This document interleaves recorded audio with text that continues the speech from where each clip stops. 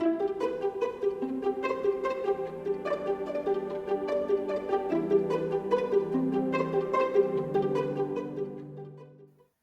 I have a question. Who do you like to get advice from? More times than not, I don't really like to get advice unless I ask for it, and even then, maybe not so much. I've gotten a fair amount of unsolicited advice in my lifetime, even as far as strangers in the grocery store telling me what I should or shouldn't be doing with my own kids. Sometimes unsolicited advice can actually be helpful. Not always, but sometimes. And sometimes we need to ask for advice about something. When I'm looking for advice, I have two requirements. The person that I'm asking advice from needs to be a Christian. And also, I need to be able to identify with them. For example, I am probably not going to receive well advice about labor and delivery from someone that has never given birth. I need someone that I can identify with. Likewise, when I'm reading my Bible, I love to find someone in the Bible that I can identify with. For me, one of those people is Peter. Peter was an ordinary guy, a common fisherman, not a king, not a Hollywood star, a regular person just like me, with strengths and weaknesses just like me, an impulsive, stubborn, and imperfect person just like me. We're going to look at some not so good things that Peter did. He was impulsive and acted many times without thinking, with good intentions, I believe, but he made a lot of mistakes. In Matthew chapter 16, Peter starts to correct Jesus. I can't believe it. Starting with verse 21, it says, "From that time, Jesus began to point out to his disciples that it was necessary for him to go to Jerusalem and to suffer many things from the elders, chief priests, and scribes, and to be killed and to be raised up on the third day. And yet Peter took him aside and began to rebuke him, saying, 'God forbid it, Lord. This shall never happen to you.' But he turned and said to Peter, 'Get behind me, Satan. You are a stumbling block to me, for you are not setting your mind on God's purposes, but men's.'" Wow. I am sure Peter had good intentions, but he was very mistaken. And then, when the soldiers and others came looking for Jesus to arrest him, Peter cut off the ear of the high priest's slave. In John chapter 18, it says, "Then Simon Peter, since he had a sword, drew it and struck the high priest's slave and cut off his right ear. And the slave's name was Malchus. So Jesus said to Peter, 'Put the sword in the sheath.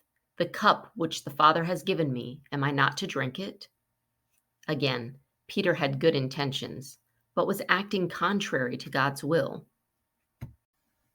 And in Matthew 26, he makes a promise that he cannot keep and ends up denying Jesus, not once, not twice, but 3 times. Beginning with verse 31, it says, "Then Jesus said to them, 'You will all fall away because of me this night, for it is written, I will strike the shepherd, and the sheep of the flock will be scattered. But after I have been raised, I will go ahead of you to Galilee.' But Peter replied to him, 'Even if they all fall away because of you, I will never fall away.' Jesus said to him, 'Truly I say to you that this very night before a rooster crows, you will deny me 3 times.' Peter said to him, 'Even if I have to die with you, I will not deny you.' All the disciples said the same thing as well. A promise he couldn't keep, because we know exactly what Peter did. In verses 69 to 74, he denies Jesus 3 times.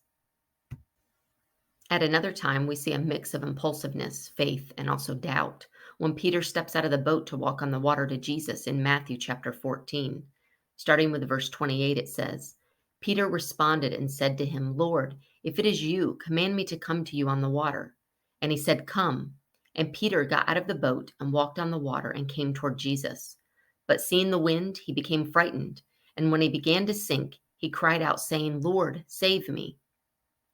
Enough impulsiveness to step out of the boat, enough faith to walk on the water, and enough doubt to begin to sink.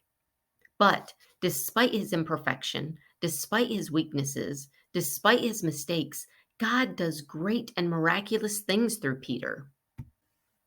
In Acts chapter 2, Peter preached on the day of Pentecost, and look what happens.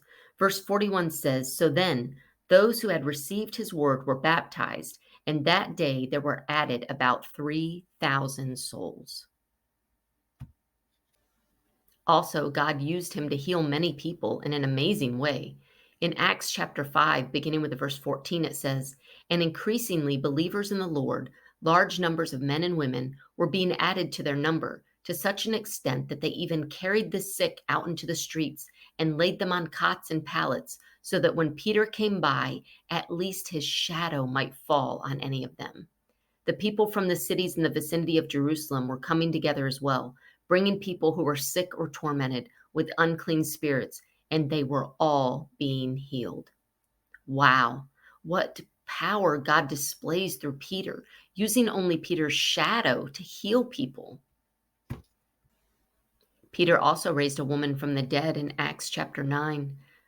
But Peter sent them all out and knelt down and prayed, and turning to the body, he said, "Tabitha, arise."